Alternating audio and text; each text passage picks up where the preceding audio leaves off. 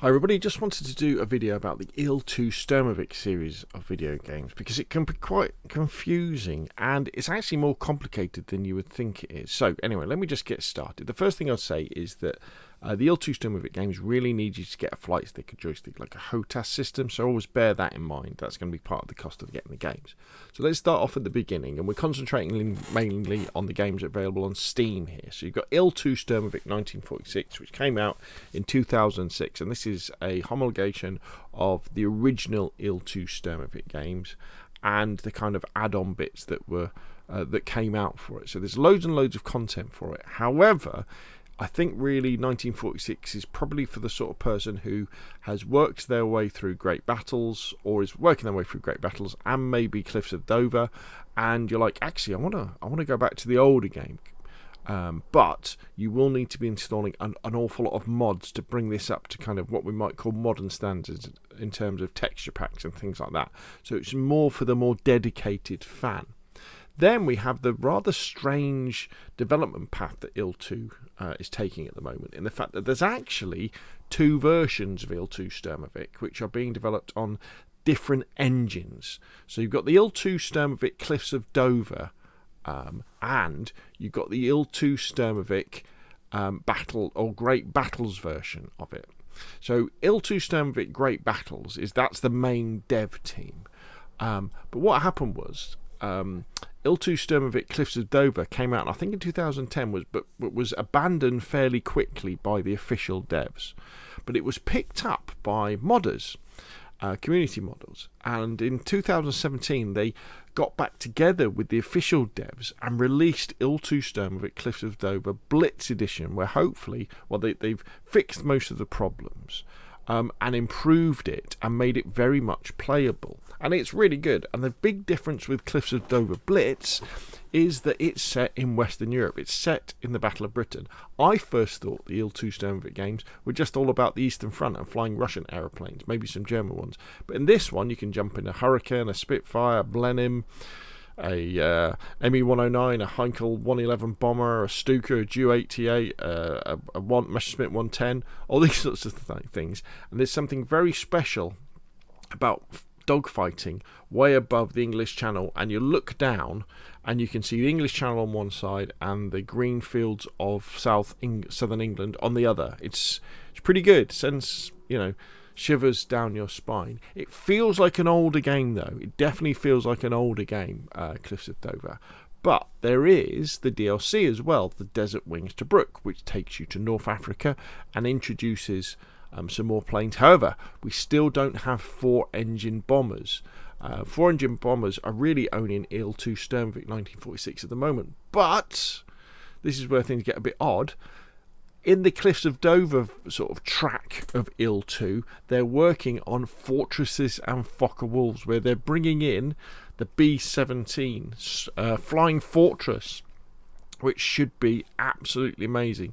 Imagine you're going to have these formations of flying fortresses flying over. Maybe you're helping them. Maybe you're like in a Mustang defending the fortresses, or maybe you're in a Fokker-Wulf and you're trying to shoot them down. But we're going back to, is it Masters of the Sky, Masters of the Air, Masters of the Sky? That amazing Apple TV program about the US 8th Army over Germany in World War II. Really looking forward to that. So although Cliffs of Dover might feel like an older game, it's still being developed in the same way that the Great Battles are as well. Now the big sort of official devs, they're behind the IL-2 Sturmovik Great Battles series, which started off with Battle of Stalingrad back in 2014. And what they've done is they've brought out these kind of big DLC packs every few years to expand the game, which introduce these massive new maps that often have different seasonal variations as well. So there'll be a summer version of the map and a winter version of the map, that sort of thing, and new aeroplanes. So you've got Battle of Stalingrad, you've got the Battle of Moscow, you've got the Battle of Kuban, you've got the Battle of Boden-Platte, and you've got the Battle of Normandy. And what happens is, with Battle of Normandy currently being the latest one, what happens is every time they release one of these packs and they update the engine, all the older versions of Great Battles gets updated too. So although Battle of Stalingrad came out in 2014, it has all of the improvements of Battle of Normandy, which came out in 2022. So it's quite a clever way of doing it. If you buy the IL-2 Sturmovik games, Great Battle games, from their official website, you can actually buy standalone versions that you can play by themselves. So you could buy IL-2 Sturmovik Battle of Normandy and just have that game and then play it. When you buy these on Steam, which is probably where you are going to buy them because of things like the Steam sale, you have to buy Battle of Stalingrad first, and then Moscow, Kuban, Bodenplatte, and Normandy. They're DLCs in effect that add the extra aircraft and the extra big maps as we go along. And as you kind of guessed, that the Battle of Normandy and well, maybe not with the Battle of Bodenplatte, but they're the Western Europe versions. So these are the ones where you're going to be flying Spitfires and Mosquitoes and things like that. So my kind of advice would probably is, if you're dipping your toe into Great Battles, when you get them in the Steam sale, maybe kind of follow my lead in that fact that I bought the Battle of Stalingrad to get the base game, and then I bought the Battle of Bodenplatte because it was nice and cheap. I think it might still be cheap, I'm not sure, because that gave me the Spitfire. Yeah. And you always want a Spitfire, don't you? I think it gives you it gives you the Mustang, gives you the Thunderbolt, gives you the 262 as well. To play around with, because although I do want the Battle of Normandy because that then gives you the Mosquito, it's still quite expensive to buy. The beauty of all of these games, the Great Battles ones and the Cliffs of Dover ones, is that they give you a very nice flying experience that includes a lot of World War II planes. That's a much cheaper way of doing it than DCS or Microsoft Flight Simulator. That's what really appealed to me about the fact that I can jump in a Spitfire in Cliffs of Dover or an ME-111, and I can fly around the south of England and the coast of England and just having that flight experience. Now, obviously, it's not as detailed as Microsoft Flight Simulator, but it's still very nice. And then you've obviously got the main meat and potatoes, which is combat. So you've got single-player campaigns that you can work through. You've got quick battles, and you've got multiplayer. I don't know how many people will be playing multiplayer Cliffs of Dover. I don't know. I haven't really gone into that yet.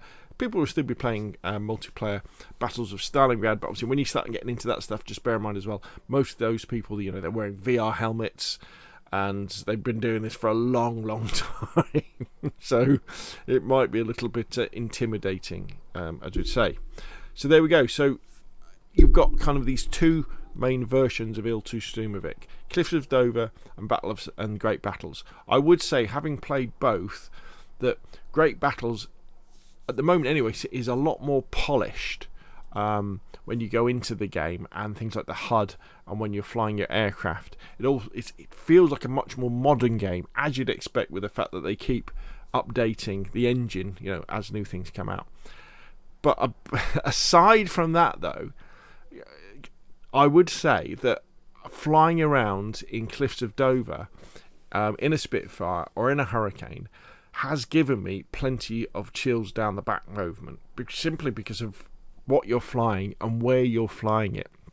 Now, obviously, I'm British, so having watched the Battle of Britain film dozens and dozens of times, and war films over the years, lots of them, being in that sort of situation where you'll see aircraft behaving like you see them behaving in films, diving down with smoke trails as they try and escape across the channel, is pretty cool. However, there's no denying that, when you're in the Battle of Stalingrad, when you're in an ME-109, or is it a BF-109? I always get it wrong, or one of the Yaks high up above the River Volga, with Stalingrad burning down below, you kind of do get this sense of the hugeness of the terrain in Russia, and you are overwhelmed almost with how huge this battle was and the sheer numbers that were involved, and the sheer size of it as well. So there we go, two kind of tracks to follow. Great Battles, which is more polished. Cliffs of Dover definitely feels like a much older game, but you've got that Battle of Britain feeling. I think you get them in the Steam sale and you enjoy all of it, don't you? That's what I would say. You would enjoy all of it. Bear in mind, these are flight simulators, though, So although you can turn all the assists on, as I do, and you can take off fairly safely. You can even turn autopilot on, and it will take you to the battle. You can fly around for a bit, turn autopilot on, and it'll take you home and land you. There are, even if you speed up time, there's quite a lot of waiting around. But the beauty of the scenery and the beauty of the aircraft models, I think, makes up for that. And there we go. So there we go. Hopefully that's helped things out. Hopefully that makes things a little bit clearer. Hopefully that helps you kind of understand the IL-2 Sturmovik series, and you'll dive in and have a go. Anyway, that's enough from me. Hope you found this useful. If it has, hit like, and of course, I'll see you again soon.